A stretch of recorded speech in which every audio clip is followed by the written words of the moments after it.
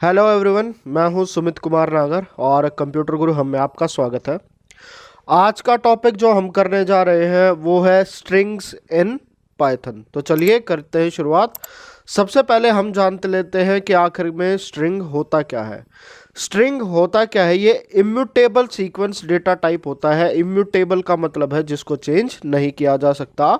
इसके अंदर हम क्या कर सकते हैं, ये होता है हमारा सीक्वेंस ऑफ कोड जिसके अंदर जो भी कैरेक्टर अगर कोई सिंगल कोट, डबल कोट या ट्रिपल कोट के अंदर अगर उसको लिख दिया जाता है तो वो एक स्ट्रिंग बन जाता है। तो नीचे मैंने यहाँ पर आपको एग्जांपल दिखा रखा है। जैसे यहाँ पे हमने सिंगल कोट के अंदर एक स्टेटमेंट लिख रखी है जिसको बोला गया है this is a string in Python. तो ये भी क्या एक स्ट्रिंग है। अगर इसी चीज़ को अगर मैं डबल कोट में लिखता हूँ तो भी ये स्ट्रिंग है, अगर ट्रिपल कोट में लिखता हूँ तो भी ये स्ट्रिंग है, और ट्रिपल डबल कोट में लिखता हूँ तो भी ये क्या है, एक स्ट्रिंग ही होती है।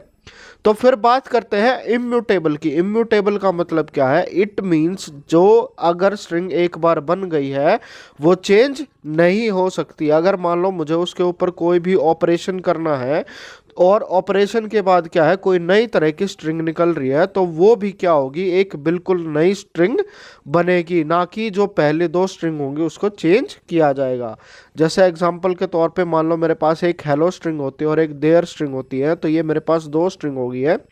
इनको मैं कनकैटिनेशन ऑपरेटर से, जिसको आप एडिशन ऑपरेटर भी जानते हो, उससे इन दोनों को मैं जोड़ देता हूं, तो मेरे पास जो नई स्ट्रिंग बनेगी, जो जिसके अंदर जो वैल्यू होगी वो होगी हेलो देयर, वो एक तीसरी नई स्ट्रिंग बनेगी। यानी कि जो एक बार स्ट्रिंग बन गई वो स्ट्रिंग बन गई। फिर उसके बाद बारी आती है कि जो भी हम स्ट्रिंग बना लेते हैं वो क्या होता है, एक सीक्वेंस ऑफ कैरेक्टर होता है। फिर हम उसके कैरेक्टर को कैसे एक्सेस कर सकते हैं। तो जो भी कैरेक्टर होता है स्ट्रिंग का उसको एक एलिमेंट बोलते हैं, और उसके अंदर क्या है, सब का एक अपना इंडेक्स नंबर होता है। और वो इंडेक्स नंबर कैसे होगा, अगर मान लो कोई भी स्ट्रिंग में लिखता हूं तो वो जैसे जैसे स्ट्रिंग प्रोसेस होगी उसको वैल्यू होगी 0 1 2 3 ऐसे मिलेगी। और बैकवर्ड डायरेक्शन से अगर मैं उसको कंसिडर करता हूँ, दूसरे तरीके से अगर इंडेक्स देता हूँ, तो -1 -2 -3 उसको असाइन होगा। वो इंडेक्स कैसे होता है, तो यहाँ पे मैं दिखा देता हूँ कि मान लो अगर मेरे पास एक स्ट्रिंग होती है जिसके अंदर मैंने लिखा है सिंपल सा पाइथन, यहाँ पे डबल कोट्स है, ये स्ट्रिंग है। तो इसकी जो फॉरवर्ड डायरेक्शन में इंडेक्सिंग होगी वो कैसे होगी, सबसे पहले 0 1 2 3 4 5 ऐसे जो है इसकी वैल्यू लिखी जाएगी। अगर इसी चीज़ को अगर बैकवर्ड डायरेक्शन में या नेगेटिव इंडेक्स अगर मैं करता हूं तो इसमें कहाँ से शुरू हो जाती हैं चीज़ें, लास्ट से शुरू हो जाती हैं। तो सबसे पहले -1 -2 -3 -4 -5 और -6 करके ऐसे ही जो है इसको लिख सकते हैं। तो ये उनका इंडेक्स टाइप है। फिर इसको मैंने यहाँ पर आपके लिए एक एग्जांपल के तौर पे दिखा रखा है कि फॉरवर्ड इंडेक्सिंग और बैकवर्ड इंडेक्सिंग कैसे करता हूँ। जैसे मैंने यहाँ पे क्या है, एक स्ट्रिंग जो है वो ले ली है जिसमें हमने क्या लिख दिया है, पाइथन लिख दिया है। अगर फॉरवर्ड इंडेक्सिंग से अगर मैं इसमें वैल्यू प्रिंट कराता हूँ, प्रिंट लिखता हूँ माई स्ट्रिंग और उसका 0th एलिमेंट लिखता हूँ। कोई भी स्ट्रिंग का एलिमेंट हमें एक्सेस करना होगा तो उसके लिए हमें जो चीज़ें हैं वो इस तरीके से लिखनी पड़ेंगी। इसके अंदर क्या देना पड़ेगा, हमें स्पेसिफिकली असाइन करना पड़ेगा। ये स्क्वायर ब्रैकेट लगेंगे और जो उसके अंदर इंडेक्स नंबर लिखा होगा वही नंबर जो हमारा प्रिंट हो जाएगा। और बैकवर्ड डायरेक्शन से अगर इंडेक्सिंग करूंगा तो ये एक और स्टेटमेंट है। तो जैसे स्ट्रिंग का 0th एलिमेंट है तो 0 एलिमेंट कैपिटल P है वो आ जाएगा, और -1 एलिमेंट जो है वो लास्ट वाला जो स्मॉल n है तो वो यहाँ पर वो n आ जाएगा। फिर उसके बाद हमारे पास सिर्फ यही ऑप्शन नहीं होता कि मुझे अगर जो स्ट्रिंग के एलिमेंट एक्सेस करने हैं सिर्फ उसको एक ही नंबर डाल के एक्सेस कर सकता हूँ। इसके अलावा हमें क्या देती है पाइथन, एक रेंज ऑफ कैरेक्टर चूज करने का मौका देती है, जिसके अंदर मैं डिफाइन कर सकता हूँ कि मेरा स्टार्टिंग इंडेक्स क्या होगा और एंड इंडेक्स क्या होगा। और जबकि एंड इंडेक्स जो है उसके अंदर से एक्सक्लूड हो जाएगा। इसके अंदर मान लो जैसे मैं इंडेक्स लिख देता हूँ 0 2 3, तो इसके अंदर मेरे पास एलिमेंट आएंगे 0 1 2, थर्ड वाला जो एलिमेंट है वो नहीं आएगा। तो ये क्या होगा, अगर मैं स्टार्ट और एंड इंडेक्स माइनस नहीं करता हूँ तो बाय डिफॉल्ट क्या करेगा, वो पूरी स्ट्रिंग को शो कर देगा। यहाँ पर मैंने जो है उसका एक एग्जांपल लिखा हुआ है। जैसे हमने माई स्ट्रिंग में ले लिया है लर्न पाइथन, तो सबसे पहले अगर मैं स्ट्रिंग प्रिंट कराता हूँ तो 0 2 5 यानी कि 0 2 4 जो है कैरेक्टर जो है वो इसके अंदर लिखे जाएंगे। तो इसको अगर मैं करूँ 0 1 2 3 4 और 5 जो है वो स्पेस आता है तो पूरा लर्न आ जाएगा।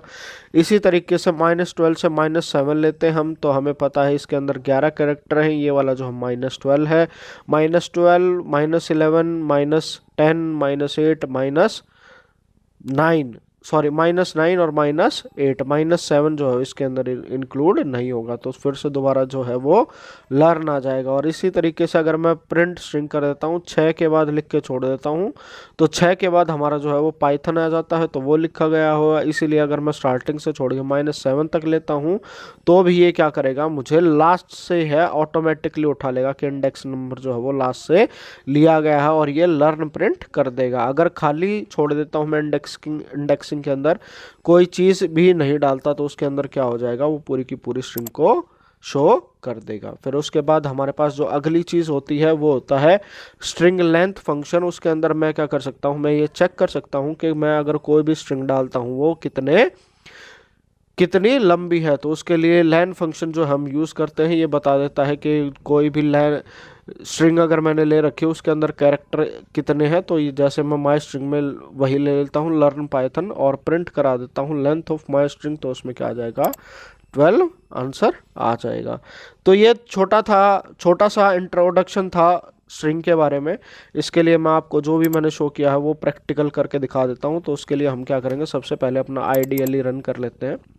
तो आईडीएलई रन करने में मैं चाहूँ तो आपको पूरा प्रोग्राम बना के दिखा सकता हूँ, पर वरना हम डायरेक्ट इंटरप्रेटर पर भी ये स्टेटमेंट सारी जो है एग्जीक्यूट कर सकते हैं। जैसे मैंने यहाँ पे ले लिया है कोई भी एक ए वेरिएबल ले लिया है, उसके अंदर मैं जो स्टेटमेंट दे देता हूँ वो दे देता हूँ गुड मॉर्निंग। तो ये जो है मैंने एक स्टेटमेंट सॉरी यहाँ पर गड़बड़ हो गई, हमें सिंगल कोट ही रखना चाहिए था। तो ए इक्वल्स टू हम यहाँ पे क्या कर देते हैं, इसको दोबारा से कॉपी पेस्ट करके अपना एरर जो है वो ठीक कर लेते हैं। तो ए में जो है मैंने वैल्यू यहाँ पे असाइन करा दी है गुड मॉर्निंग। अगर मैं सिर्फ ए को प्रिंट करा देता हूँ वो गुड मॉर्निंग लिख देगा, स्ट्रिंग यू की यू प्रिंट करा देगा। अगर प्रिंट ए करता हूँ तो वो क्या करेगा, मुझे इसकी वैल्यू दिखा देगा। तो ये जो है हमने एक स्ट्रिंग जो है यहाँ पर बना ली है। तो इसके लिए अगर मैं दोबारा से चेक करता हूँ, जैसे मैंने लिखा k is equal to LEN और उसमें वैल्यू दे दी है ए की, और यहाँ जब मैंने एंटर किया अब मैं करा देता हूँ प्रिंट। यहाँ पर अगर मैं k करता हूँ तो k की वैल्यू प्रिंट क्या हो जाएगी, 12 हो जाएगी, क्योंकि हमारे पास जो कैरेक्टर है वो क्या है, 1 0 1 2 3 4 5 6 7 8 9 10 और 11। तो टोटल क्या है, अगर इंडेक्सिंग करूँगा तो 0 से 11 यानी कि टोटल एलिमेंट कितने हो गए इसमें, 12 हैं। अगर इसी तरीके से मुझे प्रिंट कराना है, जैसे मैं कर देता हूँ प्रिंट, यहाँ पे ए लिख दिया और फिर बाद में इसका इंडेक्स लिख देता है। जैसे 6th एलिमेंट कौन सा है उसको अगर मैं प्रिंट कराऊंगा तो जो है वो यहाँ पर मॉर्निंग वाला वो है। अगर इसी चीज़ को अगर मैं 5 वाले पे प्रिंट करा के देख लेते हूँ, तो यहाँ पे अगर मैं इसको 5 प्रिंट करा देता हूँ तो ये देखिए 5 पे जो है इसने ये m वाली वैल्यू शो कर दी है। अगर इसी तरीके से अगर मान लो इसमें मैं रेंज कर देता हूँ, जैसे मैं कर देता हूँ यही वाली प्रिंट कर देते हैं और इसमें हम रेंज डाल देते हैं 0:6। तो अब देखिए यहाँ पे जो भी है मेरी गुड से लेके m तक जो वैल्यू है वो प्रिंट हो चुकी है। फिर उसके बाद एक और ऑप्शन आता है, वो होता है ट्रैवर्सिंग स्ट्रिंग। स्ट्रिंग को ट्रैवर्स कैसे करते हैं, स्ट्रिंग ट्रैवर्सिंग का मतलब क्या होता है, जब उसके आप हर एक एलिमेंट को जो है वो ट्रैवर्स कर देते हो या प्रिंट कर देते हो तो उसको ट्रैवर्सिंग कहा जाता है। और वो कैसे करते हैं, जैसे हमने फॉर लूप किया था फॉर i इन a, हमने जो यहाँ पे ए जो स्ट्रिंग बना रखी है उसका वो दे देते हैं, जैसे ए का रेफरेंस दे देते हैं। सॉरी हमने यहाँ पर जो है वो कॉलन नहीं लगाया है,